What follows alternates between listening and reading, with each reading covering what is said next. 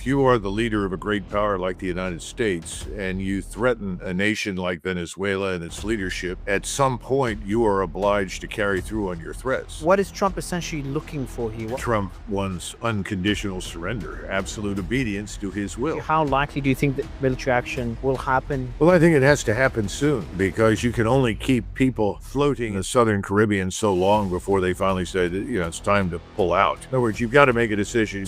The nightmare is that if you have large casualties and you also run the risk that everybody will suddenly say, oh, we told you, don't do this. So they've got to suppress the numbers of people that could actually lose their lives. I'm not sure there is an attainable political military objective that will benefit the United States that we can achieve with military power.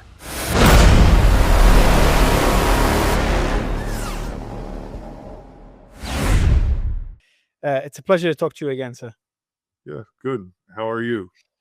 I'm good. I'm good. And for a change this time around, we're gonna begin with Venezuela. Oh. We mentioned it briefly in one of our previous interviews, and it did nothing but escalate since then.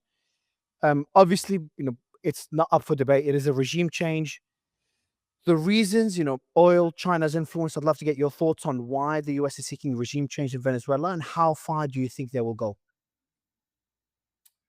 Well, let's start with the simple buildup of military power in the Caribbean and the situation that creates. If you are the leader of a great power like the United States and you threaten a nation like Venezuela and its leadership, at some point you are obliged to carry through on your threats. Unfortunately, at this stage, we have so much military power in the Southern Caribbean, as well as ground power in Puerto Rico and surrounding air bases, becomes very difficult to step back. I mean, I personally would be pleased if the president stepped back from this and sought some alternative solution, but I think he's now in a difficult position from which he cannot easily retreat. Now, why is he determined to replace the regime in Venezuela, which is really what it comes down to? He's already made that clear in private discussions on the phone with Maduro. If Maduro will leave and turn over the government to whomever we decide to install in his place, then President Trump is happy. And Maduro has made it clear that he's not prepared to do that. I think you may have seen recently he was dancing publicly in an imitation of President Trump. I actually think President Trump's dance moves are better than Maduro's, but that's another subject. At any rate, we're now at the stage where it's either do something or don't, and I think we're going to do something. Why? You've got to go all the way back to Hugo Chávez. And there have been a series of attempts. You can look this up. There are many articles about it. Everybody's gone over this in great detail, starting under Hugo Chávez to remove him from power because he was a self-proclaimed communist. He allied himself with Cuba and other states in the region that were friendly to him, that shared his views of the world. He ultimately died in office despite the coup attempts. We tried to remove Maduro at least once. Some people think it more than once, 2 or 3 times. I don't know all the details. All of this was CIA orchestrated and directed. All of it failed miserably. So I think this has been a long-term strategic goal. It is not exclusively because of Venezuela's alleged role in the 2020 election. That's now come up for discussion with the Dominion software that was utilized supposedly in the United States, originally developed for the use of Hugo Chávez down in Venezuela, that this is a grudge match, if you will, between Trump and Venezuela. I don't buy that. I think there was always a genuine interest in removing from power anyone who was associated with Cuba and other powers external to the Western Hemisphere, China, Russia, Iran.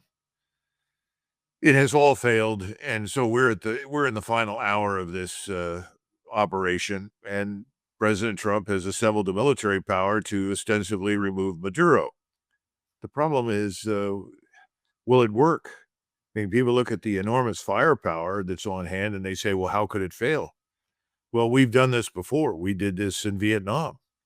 And the first question that has to be answered is, what is the attainable political military objective? That's number one. Number two is, what's your methodology? In other words, how do you propose to achieve this political military objective? And then finally, what do you want to not just Venezuela, but the region to look like when you're through? These are the questions we never asked about Vietnam. In fact, when our first forces came ashore in Vietnam, they had no guidance whatsoever on where to go and what to attack. It took them time to discern, well, perhaps there's an enemy here. Let's go attack it. In other words, there was no existing plan that answered those three questions. And those three questions, in my view, have never been answered.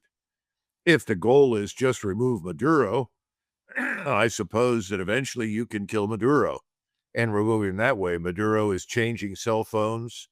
He's altering where he lives at any given point in time and where he sleeps. But eventually, I'm sure if you want to follow it in great detail from space and space-based intelligence, surveillance, and reconnaissance, you could find him and kill him. Okay, then what? You remove Maduro, you get someone else that takes over like Maduro. In other words, you could go through this business like you kill the CEO or remove the CEO, you get a new CEO. We don't seem to have ever figured that out. So we continue down this sort of dumb path of regime change instead of working with the government that is there. So I'm not sure what the answers to those questions are. I'm not sure there is an attainable political military objective that will benefit the United States that we can achieve with military power. And remember, this is a big place. Venezuela is the size of France, Germany, and Austria together, plus, 30 million people.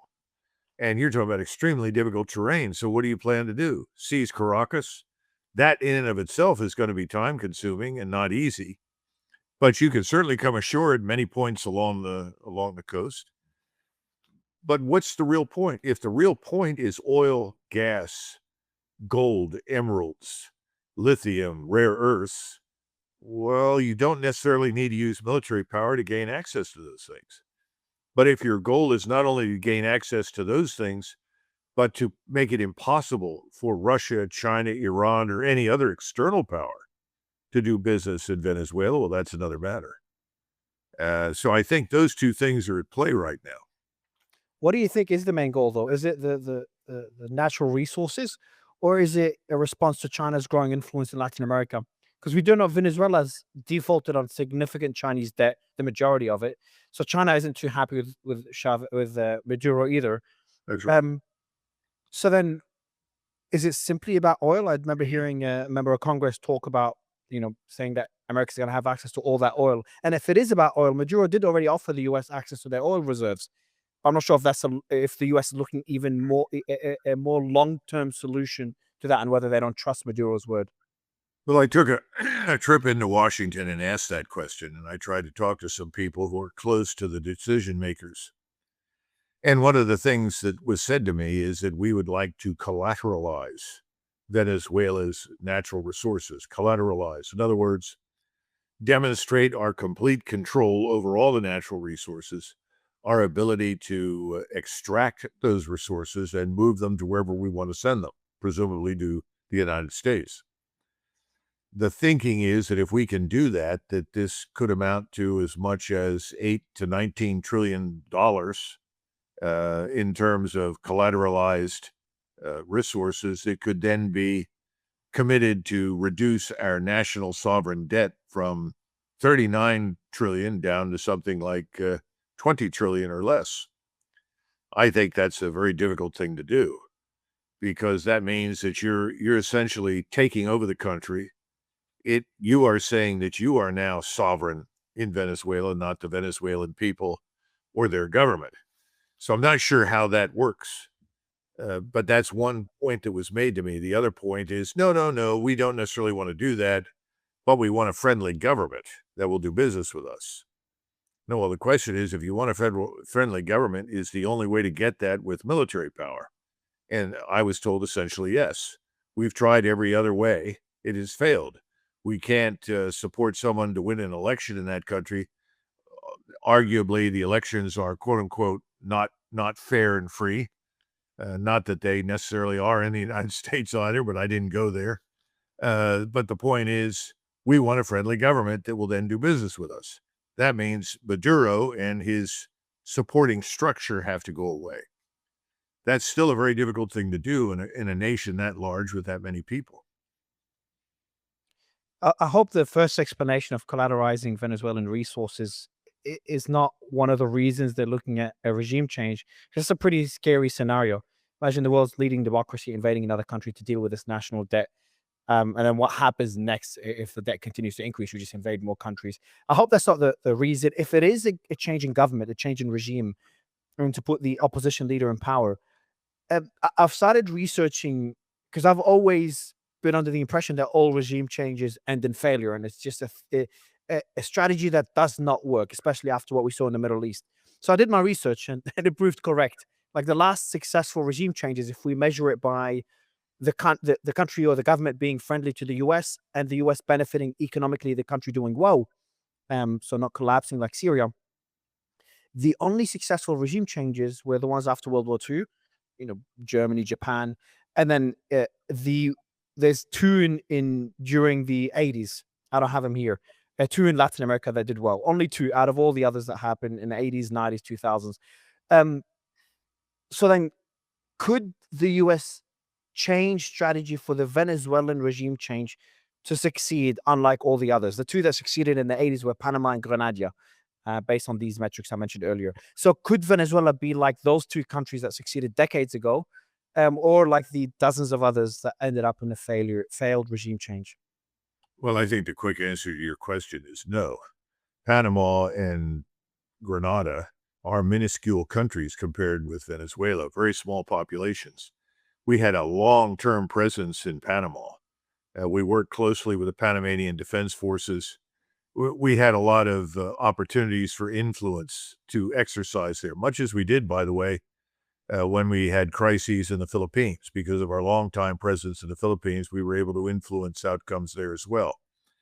I don't think we can do that in Venezuela. We just don't have that level of influence. I would say that we were influential during the Mexican Revolution that broke out before, during, and after World War I. We were able to support a government that was then friendly to us, or would at least respect our interests. So we have had some influence there. But I think Venezuela is a different animal. First of all, it's huge with a big Mm. population. The second thing is I think a lot of people underestimate the extent to which the people of Venezuela actually take pride in their country. I've spoken with a lot of people. I have not been to Venezuela, but I've talked to a lot of people who not only were in Venezuela for long periods of time, one was living there for 9 years. Many of these people were intelligence operatives, and they all said the same thing. Don't underestimate the national pride in Venezuela. People may not all love Maduro, but they are not going to be very grateful for the United States influence to shove some puppet down their throats. The Like other sorry, thing, Iran.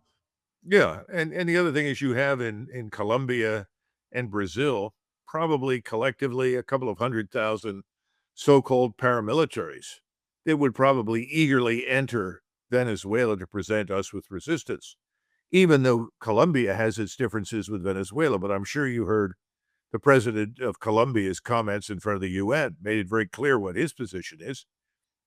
My concern from the very beginning of this is this long, unhappy history of interaction with Latin America. And why would we want to destroy any semblance of goodwill down there that we've worked tirelessly to create? Not with a whole lot of success, but this will certainly be the death knell of American influence in the region. In fact, if anything, everybody and their brother in Latin America will turn instantly to Russia, China, Iran, and anybody else that is already hostile to us. So I think you're looking at an alienation of the Latin American peoples, and then the increase in Chinese, Russian, and other influence in the region as opposed to its reduction. So I think we'll get the opposite of what we want to get. Let's put it that way. How big of a threat do you think it is to national security, China's growth in Latin America? It's already the top trading partner for Argentina, for Brazil, the biggest economy there, for Venezuela, Chile, and many other smaller ones. Um, Considering the Monroe Doctrine that the US has followed for so many decades, do you think the Chinese influence there is a threat, and how could the US respond? I would urge you to reconsider your comment about the Monroe Doctrine. After that was announced, nobody paid any attention to it whatsoever. And in fact, if anybody did pay attention to it, it was probably the Royal Navy, because the Royal Navy spent most of its time ensuring that nobody outside of the Western Hemisphere involved itself in the Eastern Hemisphere. That went on really up to the First World War. So I don't think that's as meaningful as everybody likes to think it is. I think our problem is that we view Latin America as our Piedmont. In other words, as an area that we largely control and influence. We determine the terms of trade. We determine who trades with them and who does not. And this has been true, honestly, for a long, long time. And you pointed out that China is portrayed as this great threat, but the Chinese have lost money on large numbers of investments in many places, not just Venezuela. They've also lost money in Africa on a number of places. And when the Venezuelans turned to the Russians for assistance, Putin was no fool. He insisted that everything that they did for Venezuela be paid for in gold. So we actually had our intelligence agents sitting on the airstrips on the coast at the Bolivar airport, watching the Russian transport planes loaded up with gold from the various gold reserves and mines in Venezuela to pay for assistance from Russia. That assistance is coming in the form of equipment, technology, even Wagner troops, and so forth. So I think we exaggerate all of that, thinking that this is evidence for our weakness. In reality, we don't want to accept the truth that we're going to have to compete everywhere in the world. We haven't had to compete very much. Mm. And another thing that surprised me is the call that Trump allegedly had with Maduro. So Maduro offered Trump access to the oil fields. That was many weeks ago, and he requested amnesty, which Trump rejected. Um, why? So what is Trump essentially looking for here? Why wouldn't he offer Maduro amnesty if Maduro decides to step down? Well, I think it's pretty obvious that Trump wants unconditional surrender. That's his position. In other words, you agree to leave. We pay you some amount of money. You go to some South Sea island and live out your existence, and in return for that, you give us Venezuela, your country. We put in our puppet governor, presumably this Mrs. Machado or whatever her name is. So I think that's what he wants. He's not going to get it. It's unfortunate. And I made the comment weeks ago, very simply, 2 words or 3 words: take the deal. But if you take the deal, then you're going to still have Chinese and Russian investment there. We need to be a lot smarter. First of all, we have the best oil engineers in the world. If you invite the oil companies from the United States to come back down there, repair all the infrastructure, nobody else can do that the way we do. And also, it's deep drilling. You're talking about heavy oil that's very deep. We're the best in that particular category as well. This is not light, sweet crude from Libya and other places. It's easy to get to and requires very little refining. This requires a lot of refining. Again, we can do very well at all of that, but for some reason, that's not enough. And President Trump wants unconditional surrender, absolute obedience to his will. I think it's a dumb idea. I think it's unnecessary, but that's where we are. So if we do see military action by the US, first I'll ask you, how likely do you think that military action will happen, in the next few months, considering the amount of buildup that we've seen in the region? And what would that look like militarily?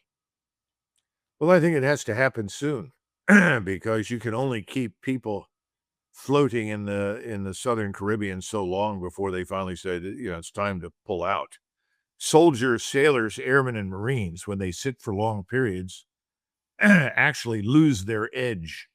In other words, you've got to make a decision. You've got to do it. When D-Day was up for decision, that was one of the things that Eisenhower had to come to terms with. If I cancel D-Day this time because of bad weather, when are we going to be able to go in? Right now, we're in good shape. Our soldiers are ready. Everyone's rested. Everyone's ready to go. If I call it off, it may be months before I regain that position again where we have the edge and an advantage and can go in. So I think it's going to happen sooner rather than later. I'd be surprised if it didn't happen by the end of the week. Now, what is it going to look like? I'm sure that the aerospace powers in the Pentagon have all sorts of target maps that they've examined. In other words, they're going to pick places that they think, if they strike, are going to benefit rapid offensive operations in the aftermath of the airstrike. So first, you want to take out as much of, if not all of, the air and missile defense that may be there. If there are any strike weapons that you could identify, any radars, all of those things will be targeted.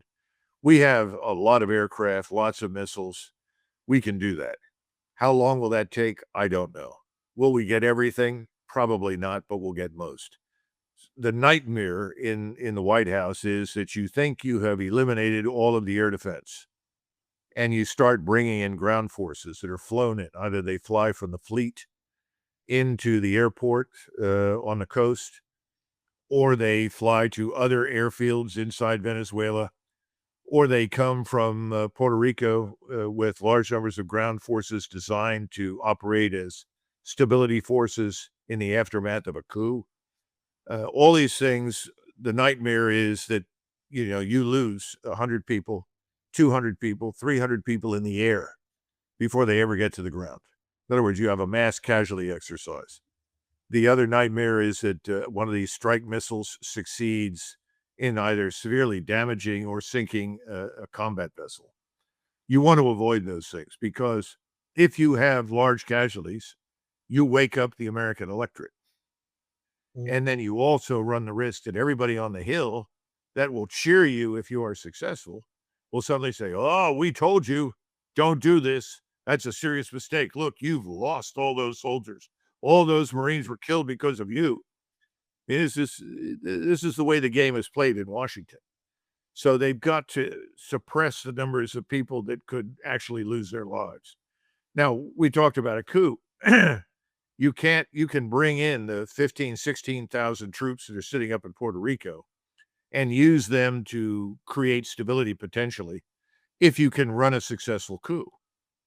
That presupposes that Maduro and his inner circle are eliminated, that you've paid off most of the senior military leadership, and they let you in. Well, that's a big bet, Mario. I wouldn't want to bet on that, because I think people are going to react in different ways. And so you may plan on bringing in the 15,000 troops to impose stability, and then discover that you're really fighting your way through much of Caracas. Caracas, by the way, sits in a bowl. It's like a mini Switzerland. You've got to go over mountains, or you've got to go through tunnels, massive tunnels, through mountains to get to Caracas. How do you do it if you're flying in? Do you have a massive airborne drop? I'm sure the light infantry generals in the army would love that. I think that's very hazardous, probably get a lot of people killed. Or you could fly them in helicopters, in Chinooks or UH-60s or something else, with lots of attack helicopters. But again, all of this presumes that the initial assault is successful in terms of eliminating the principal threats: air and missile defense, strike weapons. Secondly, that you can seize the airport, which I think you should be able to from the sea. I'd be surprised if the Marines couldn't take that pretty easily. And then that you can find the transportation, transport whatever is required to rapidly move from there to Caracas in order to impose your new regime. That's a very fragile thread from which to suspend your operation. Yeah, it seems like a bit of a nightmare to be bogged down in. Let's hope they do reach a settlement, as you mentioned earlier. And this is all showboating to put Trump in a good negotiating position. We're talking about negotiations. We're also seeing negotiations today in Russia. I'm sure you've gone through the 28-point peace plan, different versions of it, the 19-point response. There's also interesting developments today. We've got the Ukrainian military struck two vessels from the Russian Shadow Fleet, which is the kind of the core of Russia's war economy, bringing all that money in and avoiding all the sanctions. And Putin responded a few hours ago, threatening to cut off Ukraine from the sea. How significant is that Ukrainian strike? And if they continue those strikes on Russian tankers, uh, it will likely have a significant, significant or partial impact on the Russian economy. But my concern is, what would Russia's retaliation do to Ukraine and the global economy? Well, you see, you're smarter than most of the people in the White House because you're asking the right question. If this is done, what's the backblast, if you will? What are the consequences? First, the effect on the Ukrainian or the Russian economy will be modest. It's not hard to attack unarmed freighters, oil tankers. That's very easy. But doing that then provides President Putin with the justification to take Odessa. Right now, the Russian forces are very close to Zaporizhzhia. The bridge across the Dnieper River is intact. Moving across the bridge at Zaporizhzhia and then moving south to take Odessa is easy. There isn't much left of Odessa. In fact, in the last few days, there were major Russian strikes on targets in Odessa, including a target of a building where Ukrainian pilots were living. And actually, some French officers that were billeted with the Ukrainian pilots were also killed. They also struck the airport and destroyed Ukrainian and some French aircraft. So the Russians know where everything is. The Russians have plenty of special forces and agents on the ground. Seizing Odessa is easy. And by doing what you just suggested is essentially a gift to the Russians, because historically, Odessa is Russian. If you go back to 2014 and the coup that we backed in Kiev, there were some very terrible and ugly things that happened in Odessa, one of which was numbers of Russian citizens were burned alive in buildings set afire by Ukrainian nationalists. And the Russians would like nothing better than to get back into Odessa and eliminate that Ukrainian nationalist gang. They say they actually know the names of everyone involved in that terrible act. So I think your last question, what's the effect? The effect is that Odessa falls rapidly into Russian hands.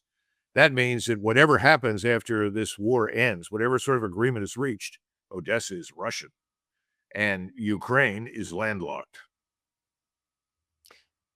But you think that's an unlikely outcome moving forward? Because the negotiations right now are talking about freezing the lines in Kherson and Zaporizhzhia, and then Who's giving up the freezing? Donbass. Who talks about freezing the lines? The Russians? No. We talk about it. That's what we say. The Russians have never agreed to freeze lines anywhere. What they've done is they've stipulated preconditions for agreement. Those preconditions have nothing to do with the current lines. You have to look at the map and see what they are demanding. We have never been able to convince anybody to accept those demands. So the notion of freezing lines, I think, is an illusion. What's happening right now with Mr. Witkoff and Mr. Kushner, both of whom have no credentials as representatives of the United States government or the president, are in Moscow to try and create an optical illusion. What Trump wants is good optics. He wants something that he can point to as a consequence of his great leadership as a peacemaker. Now, the Russians don't have any problem with doing that, provided their conditions are met, and that's the rub. You can't get the Ukrainians or the Europeans right now to agree to those conditions. So that's why I think Odessa is a done deal now. You sank those tankers, at least one of them I know was sunk in the Black Sea. You've threatened others, fine. We will take Odessa. Once the Russians hold Odessa, you will never get it back. It will remain Russian. I also predict they will move north and seize Kharkov. Well, Kharkov and Odessa are historically Russian cities. They have nothing to do with Ukraine. And all of this nonsense about, well, it's within the current construct of the Ukrainian map is irrelevant. Odessa was founded by Russians, built by Russians, conquered by Russians under Catherine the Great. Kharkov is another Russian city. The real Ukraine is further north. Everybody knows that. Ukraine was never that far south. So the bottom line is, it doesn't make any difference what people say in the West. Once the Russians hold it, they've got it. And I think that's what's going to happen. So one of the provisions in the plan is that Russia will not prevent Ukraine from using the Dnieper River for commercial activities, and agreements will be reached on the free transport of grain across the Black Sea. Now, that was before the strikes on the fleet. So you're saying that provision will change if Ukraine will continue striking the Shadow Fleet? Well, I'm not saying it won't change. What I'm saying is that the real key for the Russians is control of Odessa. Now, if Ukraine wants to conduct commercial business on the upper river, wants to conduct commercial business inside the port of Odessa under Russian control and supervision, I'm sure that would be acceptable. But the Russians are not going to allow the Ukrainians to bring in vast quantities of armaments and equipment into Odessa that will be used to kill Russians. That's not going to happen. Another development that we saw today is NATO's threat, or you can call it a threat, by the chair of the military committee, essentially saying NATO now reserves the right to act preemptively. So NATO's always been has been reactive throughout this war, to responding to various attacks. You could call them attacks, the hybrid warfare by Russia, and that's the arson that we've seen allegedly by Russia. Some are people disputing this. The undersea cables being severed, the GPS jamming, the drones, the derailment of the train in Poland. What do you think that means? So is that could NATO start to respond differently if Russia continues that hybrid warfare, if I can call it that, against NATO? You and I discussed this alleged hybrid warfare the last time, and I dismissed it as nonsense. It's still nonsense. Yeah. The globalist leadership in Western Europe is desperate to induce fear in its own population of this hostile, aggressive Russia that does not exist. That's the biggest issue. Right now, our friend Merz in Berlin, Macron in Paris, and Starmer in London are all on thin ice. They are doomed to inevitable failure and removal. The German population right now is coming to terms with reality. Look at the alternative plan presented by the AfD.